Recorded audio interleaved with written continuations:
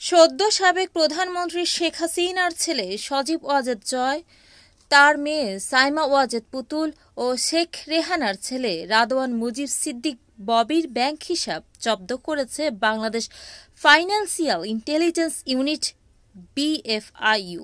সোমবার 30 September bank ও bank বহির্ভূত আর্থিক প্রতিষ্ঠানগুলোতে এ সংক্রান্ত চিঠি পাঠানো হয়েছে। BFIUর চিঠিতে বলা হয়, সজীব ওয়াজেদ ও সাইমা ওয়াজেদ হোসেনের ব্যক্তিগত ও ব্যক্তি মালিকানাধীন প্রতিষ্ঠানের ব্যাংক হিসাব স্থগিত থাকবে। আগামী 30 দিন এসব হিসেবে কোনো ধরনের লেনদেন করতে পারবে না। প্রয়োজনে লেনদেন স্থগিত করার এ সময় আরও বাড়ানো হবে। BFIUর চিঠিতে আরও বলা হয়, তাদের লেনদেন স্থগিত করার এ নির্দেশের ক্ষেত্রে মানি লন্ডারিং প্রতিরোধ বিধিমালা সংশ্লিষ্ট ধারা প্রযোজ্য হবে। ব্যাংক আর্থিক প্রতিষ্ঠানে পাঠানো চিঠিতে জয় ও পুতুলের নাম, জাতীয় পরিচয়পত্রের তথ্য দেওয়া হয়েছে। অ্যাকাউন্ট স্থগিত করা হলে তাদের হিসাব সংশ্লিষ্ট তথ্য বা দলিল যেমন হিসাব খোলার ফর্ম, KYC ও লেনদেন বিবরণী ইত্যাদি তথ্য BFIUতে পাঠানোর কথাও বলা হয়েছে চিঠিতে। প্রসঙ্গত, সজীব ওয়াজেদ জয় শেখ হাসিনা ও পরমাণু বিজ্ঞানী MA ওয়াজেদ মিয়া দম্পতির প্রথম সন্তান। বিগত আওয়ামী লীগ সরকারের আমলে প্রধানমন্ত্রী শেখ হাসিনার অবৈতনিক তথ্য ও যোগাযোগ প্রযুক্তি উপদেষ্টা ছিলেন তিনি।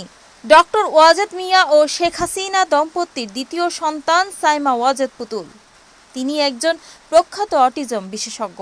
তিনি 2023 সালের 1 নভেম্বর থেকে বিশ্ব স্বাস্থ্য সংস্থার আঞ্চলিক পরিচালক হিসেবে কাজ করছেন। Sajeeb Wazed Joy Centre for Research and Information CRI-র চেয়ারম্যান, পুতুল ভাইস চেয়ারম্যান আর ট্রাস্টি বোর্ডের সদস্য ববি।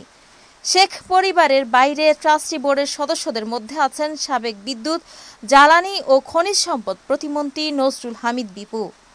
দলীয় বিভিন্ন এজেন্ডা বাস্তবায়ন ও জনমত গঠনে 2010 সালে দৃশ্যমান হয় CRI।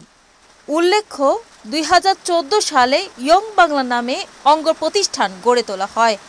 CRI-র তত্ত্বাবধানে কয়েক বছর ধরে যুব উদ্যোক্তা ও প্রাতিষ্ঠানিক পর্যায়ে চালু করা হয় জয় বাংলা ইয়ুথ অ্যাওয়ার্ড। আর বঙ্গবন্ধুর 7 মার্চের ভাষণকে কেন্দ্র করে জয় বাংলা কনসার্ট হয়ে আসছিল। সম্প্রতি 8 জন সাংবাদিককে CRI থেকে টাকা দেওয়ার একটি তালিকা সামাজিক যোগাযোগ মাধ্যমে ছড়িয়ে পড়ে।